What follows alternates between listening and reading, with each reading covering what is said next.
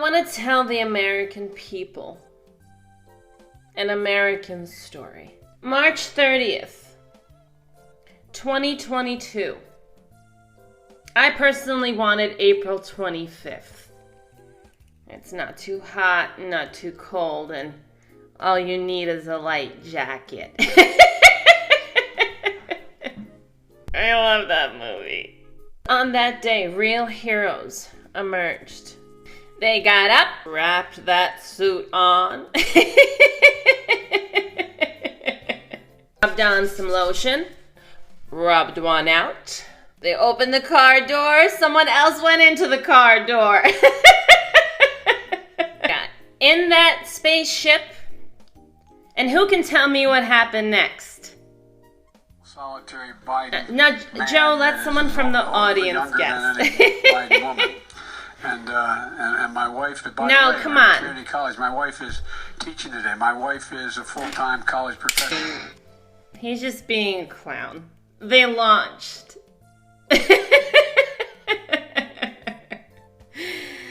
They launched.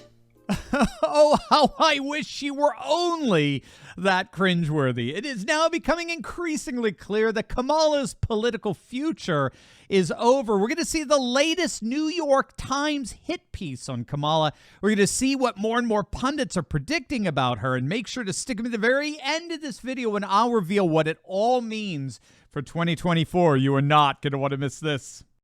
Things really are collapsing for Kamala Harris, and that's not even remotely an exaggeration. A number of heads turned with the latest from the New York Times, just published yesterday. It's a piece that was really nothing short of devastating for Harris's political future. Here's the key paragraph in that piece.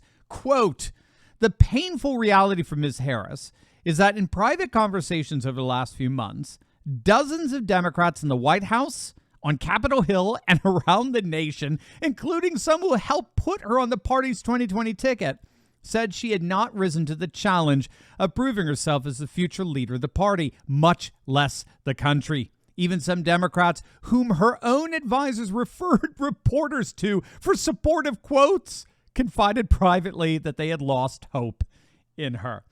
That's coming from the king of the American left wing, the New York Times. Here's Ted Cruz on just how devastating that Times piece is for Harris.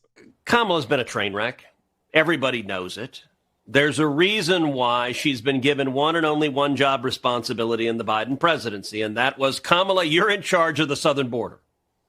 Now, you don't give your vice president the biggest mess in your presidency unless you really dislike your vice president, and that's what Joe Biden was saying. He handed her that big steaming mess and said, it's all yours, and she proceeded to do absolutely nothing with it.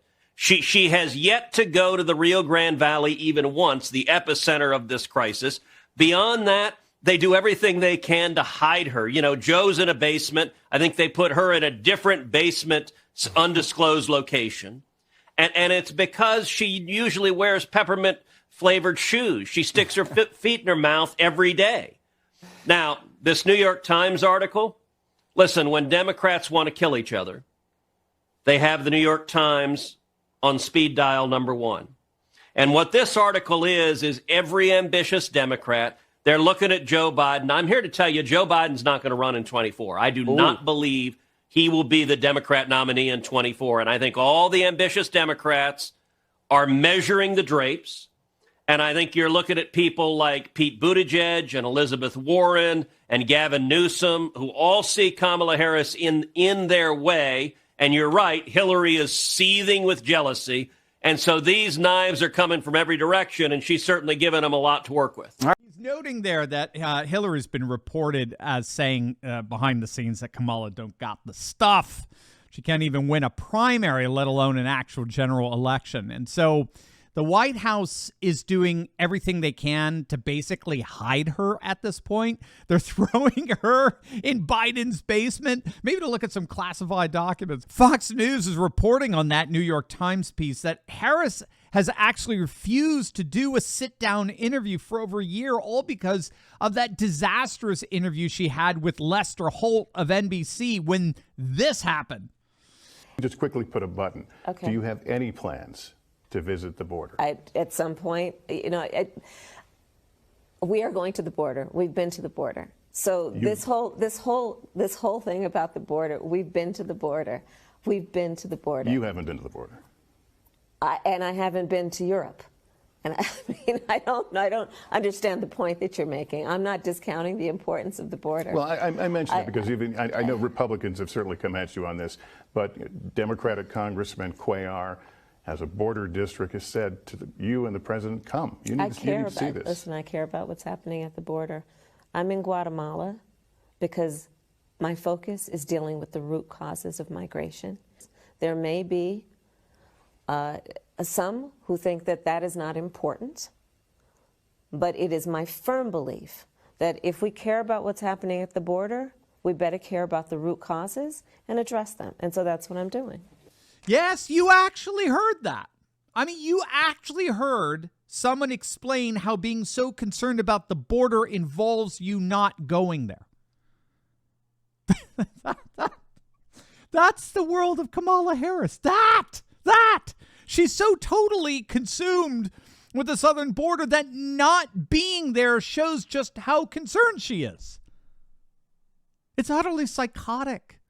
I mean, I just don't know what else to say about it. I mean, think about it. In desperately trying to lie, she ends up revealing to everyone how much she's lying.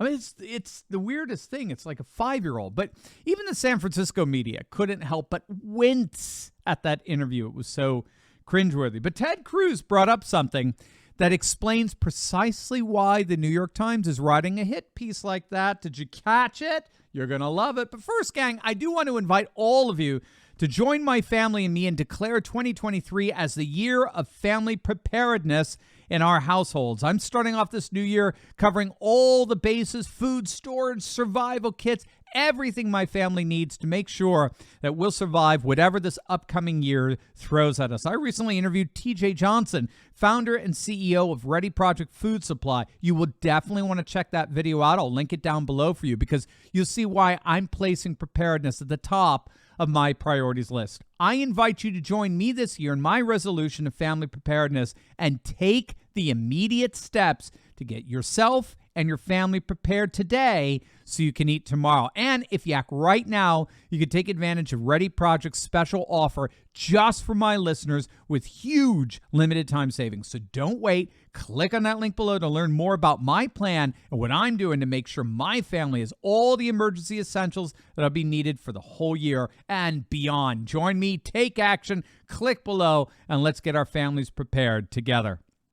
There is growing pressure from Democrats and independents for Biden to bow out in 2024. Yes, Biden. A majority of voters want Biden to be one and done. The most recent AP poll found that a majority of Democrats don't want Biden running again. Only 37% of Democrats want to see a second Biden term. You heard that right, 37% of Democrats. But there's a problem, isn't there? Biden is very, very unpopular, and the majority of the country wants him to be put out to pasture. But if there were a Democrat candidate that was even more unpopular than Biden, it would, of course, be Cackle's Kamala.